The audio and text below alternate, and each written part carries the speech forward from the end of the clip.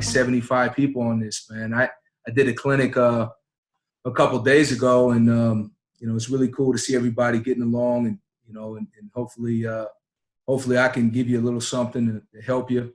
I figure 15 minutes, we could talk a little bit about some basic techniques, some things we stress with our guys, and I think some things that are helpful. So do I have the screen, Coach?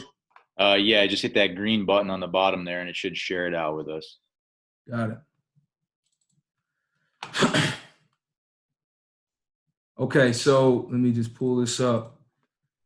So this, if you guys had a chance to watch, we were pretty multiple, but a lot of what we did was middle close, and so I've had experience in both, split safety coverage, middle close coverage.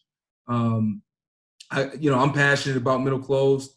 Everything has its strengths and weaknesses, but the one thing that anytime we put anytime you build a scheme, I think you have to do it with stopping the run in mind, as we all know. And so I think the value middle close is, I think it's very helpful for us. But just a couple of things that are most important. Number one, you're able to load the box, obviously. So when we tell our kids that, man, we have a single gap, we're gapped out. So you have a single gap, but you have to, there's skill in being able to play gap and a half. You have to be able to cancel your gap out and use your hands to finish on the football. But, that's the best situation you can be in when you talk about stopping the run.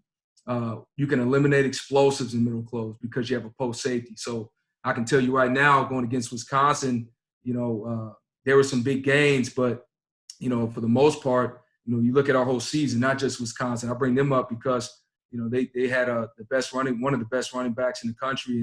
And, sometimes, there's a crease there.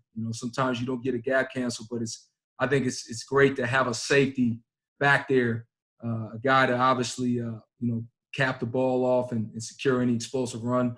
I love the disguise piece. I think if you can, structure your coverage, your man in your zone, your 3-deep zone, if you can keep those alignments consistent, I think it can be very beneficial for you. And that'll take some work, obviously some communication, depending on what type of 3-deep zone you run. But if you can keep the disguise, if you can keep the pre-snap mechanics the same, I think it can be very valuable for you.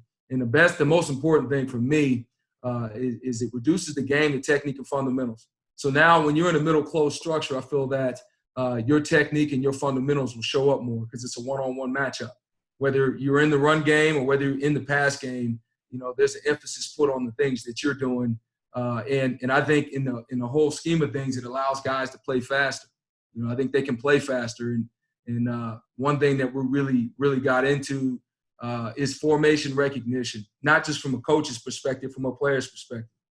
I think when you have the simplistic scheme, when you have things that are kind of in stone and consistent through other calls, I think it leaves room. There's a finite amount of room in a player's mind before he, for a player to play aggressively.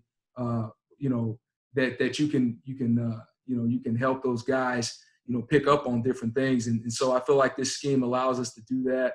And it's been very effective for us, man. And it's not without its issues. You got issues in any type of coverage. You just have the nice thing is being able to identify those issues and work the hell out of them. I can tell you right now, our guys, they could kick out what issues, the most common issues that we face, because a lot of times you see the same issues. So again, that's just a little bit about what kind of what we do defensively, and you got to have multiplicity. You just can't have one shell, obviously, but this is kind of the starting point. So within the line.